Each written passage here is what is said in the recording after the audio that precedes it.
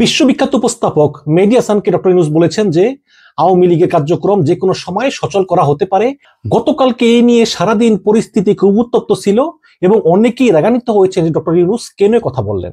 Doctor Yunus যখন নির্বাহী আদেশে আওয়ামী লীগ কার্যক্রম স্থগিত করলেন তখন কি তিনি এগুলো ভেবে দেখেননি? এই ইউনূস কিন্তু এর আগে বলেছিলেন অনেকবার যে আওয়ামী লীগকে নিষিদ্ধ করার কোনো পরিকল্পনা সরকারের নেই। আওয়ামী লীগ নির্বাচন করবে কিনা সে সিদ্ধান্ত আওয়ামী লীগকেই নিতে হবে, এটা কিন্তু ডক্টর ইউনূস অনেকবার বলেছেন।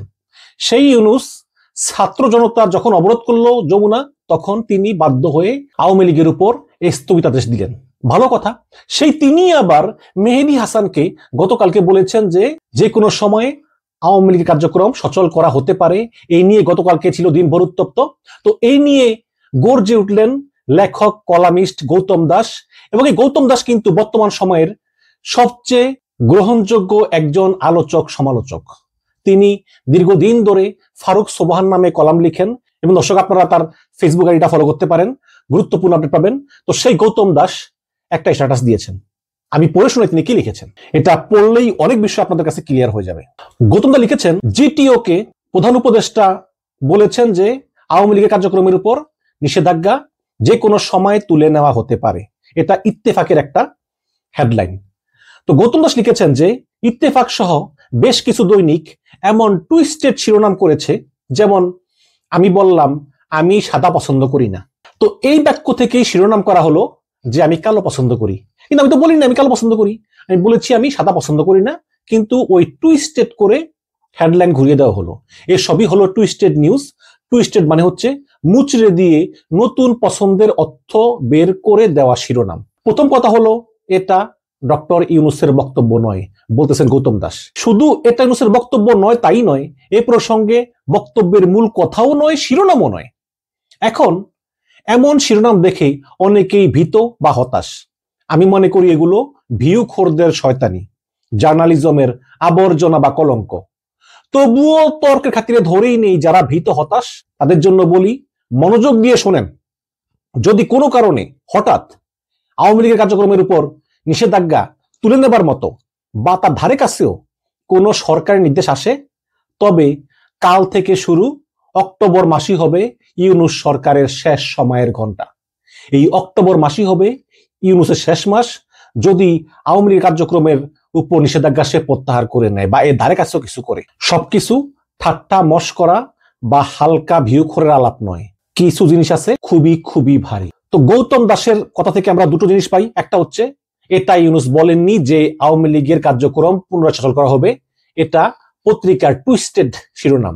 দ্বিতীয়ত, যদি এটা ইউনূস করেও থাকে, যে ইউনূস সিদ্ধান্ত নিল যে আওয়ামী লীগের উপর থেকে স্থগিতাদেশ প্রত্যাহার করে নিবে, তাহলে এই অক্টোবরই হবে ইউনূসের শেষ মাস। প্রবল গণ আন্দোলনে বা দ্বিতীয় গণ অভ্যুত্থানে ইউনূসের পতন হবে। দর্শক, আসলে কিন্তু এটা ইউনূস বলেননি। গতকালকে দিনভর ডক্টর ইউনূসের অনেক সমালোচনা হয়েছে।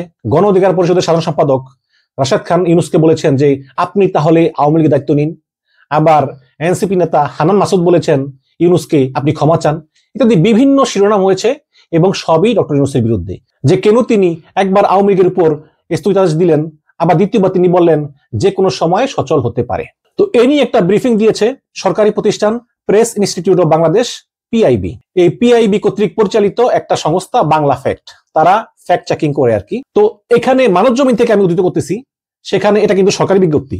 ডক্টর ইউনূস কি কথা বলেছেন মেহেদী হাসানকে এবং এটা নিয়ে যে ভুল বোঝাবুঝি সেটার অবসানের জন্য সরকারি সংবাদ সংস্থা press institute of Bangladesh, PIB, সেই পিআইবি কর্তৃক পরিচালিত বাংলা ফ্যাক্ট, তারা লিখেছেন যে সম্প্রতি জিটিওর ব্রিটিশ আমেরিকান সাংবাদিক মেহেদী হাসানকে সাক্ষাৎকার দেন ডক্টর ইউনূস, যা বাংলাদেশের বিভিন্ন গণমাধ্যমে প্রকাশিত হয়। খবরে বলা হয় যে আওয়ামী লীগের কার্যক্রমের উপর আরোপিত নিষেধাজ্ঞা যে কোনো সময় তুলে নেওয়া হতে পারে।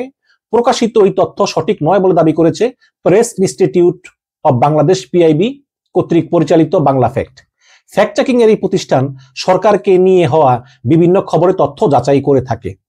তাদের দাবি বিভিন্ন গণমাধ্যমে ডক্টর ইউনূসের বরাত দিয়ে যে কোনো সময় আওয়ামী লীগ কার্যক্রমের উপর নিষেধাজ্ঞা তুলে নেওয়া হতে পারে বলে যে সংবাদ প্রকাশিত হয়েছে তা সঠিক নয়। সাক্ষাৎকারে ডক্টর ইউনূস আদতে বলেছেন আওয়ামী লীগ কোনো রাজনৈতিক কার্যক্রম চালাতে পারবে না, এমনকি আগামী নির্বাচনেও অংশ নিতে পারবে না।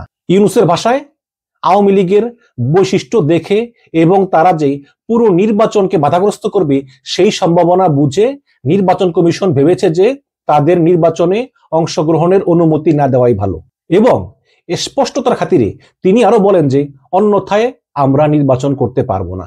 তবে একই সঙ্গে আওয়ামী লীগের কার্যক্রম নিষিদ্ধের বিষয়টিকে তিনি আপাতত বা ফর দ্য টাইম বিং বলতে আন্তর্জাতিক অপরাধ ট্রাইব্যুনালে বাংলাদেশ আওয়ামী লীগ এবং তার নেতাদের বিচার কার্য সম্পন্ন না হওয়া পর্যন্ত কথাটাকেই বুঝিয়েছেন।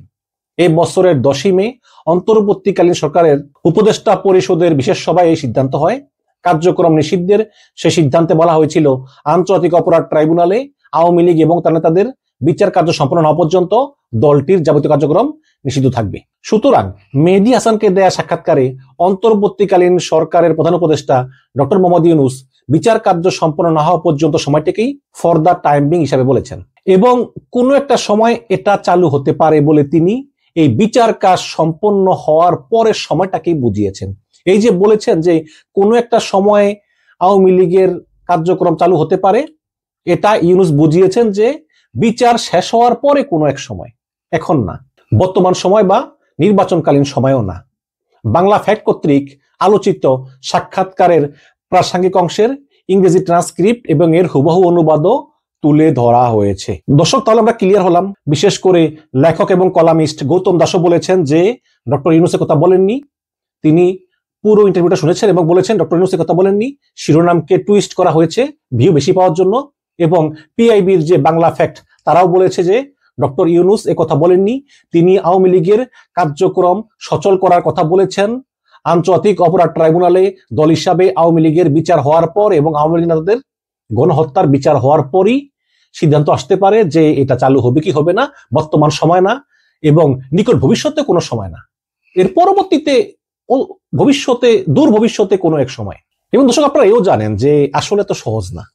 যদি ইউনূস সরকার কোনো কারণে এই আওয়ামী লীগকে নির্বাচনে অংশগ্রহণ করতে দেয় এবং আওয়ামী লীগের কার্যক্রম সচল করার ঘোষণা দেয়, তাহলে কিন্তু জামাত ইসলাম এনসিপি এরা বসে থাকবে না এবং বিএনপির একটা বড় অংশ কিন্তু এর বিরুদ্ধে আন্দোলনে নামবে।